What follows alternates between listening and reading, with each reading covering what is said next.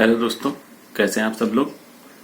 I guess the preparation is going all right and around 90 days are remaining for the examination, and I will say that this time is not much and not very less. Okay, this time is appropriate to start preparation if you are already not preparing or not aware about this examination, and this time is also very less if you are preparing and you haven't covered everything, you haven't covered the syllabus, then this is the appropriate time. So in this video we are going to talk about my experience with the examination when I gave the examination, my experience with interview, and my experience with the current job. What are the responsibilities we will have in this job, and what kind of powers and privileges you will have this in job. Okay, so let's start. My name is Alok Verma and I am enforcement officer currently posted at Mumbai region. Okay, so regarding my background, I have done BTech in electrical engineering, and after that I have gave the examination of enforcement officer in 2018. Actually I was preparing for other examinations, so I didn't did specific preparation or separate preparation for this examination. So I went to the examination and I gave the examination, and with God grace I passed the examination. My experience with interview, if I think I was assigned the board of the Alka Sirohi madam. So she asked me some questions on my background of the BTech, of which I was not able to answer at that time. And she also asked question regarding polity, some questions of the history. There was no question from the EPFO special part actually. So you don't worry about the interview, that we will talk separately in other videos if we get the chance after the examination. And as Rahul sir has promised that they will be giving you all the preparation of the interview also in this package if you are buying their course. So don't worry about that. And regarding the job, if you have any doubt then about the job, so don't keep any doubt in your mind. There is a very good great pay. There is NFU after 4 years, so pay is very good, salary structure is fine. And apart from that, when you are working as an enforcement officer in the field, you get a lot of chance to interact with the people from the industries, from the corporates. So you also get chance to develop your personality, number one, and you also develop a very good relations with the corporate sector, which also helps in your personal lives. So don't worry about the job. It is a very good and very powerful job. Okay, so coming to the strategy part, कि हमें last 3 months में कैसे करना चाहिए. Okay, so very simple. You have to make a plan for the last 3 months and you have to follow that plan. Okay, so regarding study material, there are 3 parts in the examination. Number 1 part is GS, which consists of history. It will have economy, Indian polity and science. Okay, so यहाँ से एक static questions भी आएंगे और यहाँ से current affairs के भी क्वेश्चंस आएंगे. So around 35 to 40 questions come from the GS part, and in that around 15 questions come from the current affairs part. Okay, so regarding static part videos lecture provide करा दिए गए हैं. इसके अलावा MCQs बहुत सारे हैं.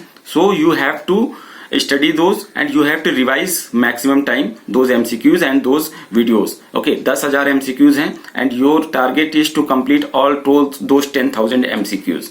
Okay, इसके बाहर कुछ नहीं आएगा. Trust me, last time में क्या होता है कि we try to maximize our sources. Okay, so we have to limit our sources, one topic, one source, and revise that source maximum time. Okay, this is the only way. And apart from GS part, aptitude का part है, इसके भी video lecture सारे provide करा दिए गए हैं. इसमें हमारा mental ability, reasoning, quantitative applications, इसके अलावा कंप्यूटर से रिलेटेड भी कुछ सवाल आएंगे. सो इसके वीडियो लेक्चर्स हैं. इसका स्टडी मटेरियल पूरा का पूरा है. मतलब जो स्टडी मटेरियल है that is quite comprehensive, that is more than enough. आप अगर उतना कर लेंगे तो nobody can stop you from passing this examination.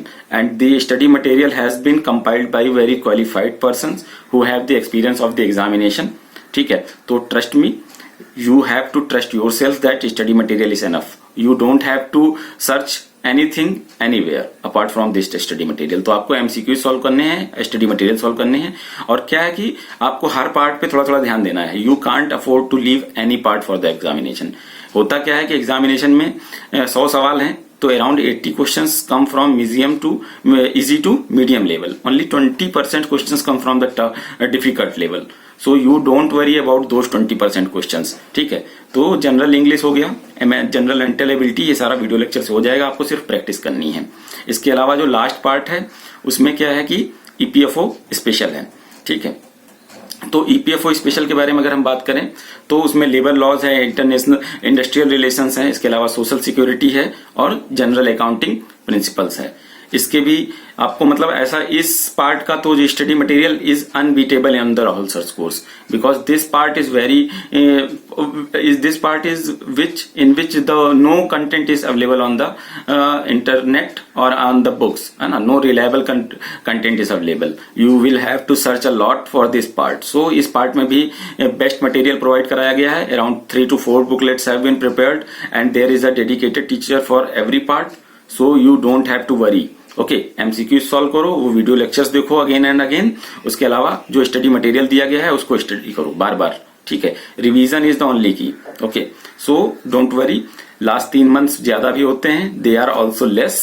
Okay, if you are aware of the examination then this is the appropriate time to peak your preparation and to constrain yourself only for the examination perspective. So regarding current affairs, आपको क्या पढ़ना है क्या नहीं पढ़ना है. ठीक है, so current affairs is the most heavy part, उसमें बहुत कुछ होता है. So we have to read only those aspect of the current affairs which are related with the EPFO.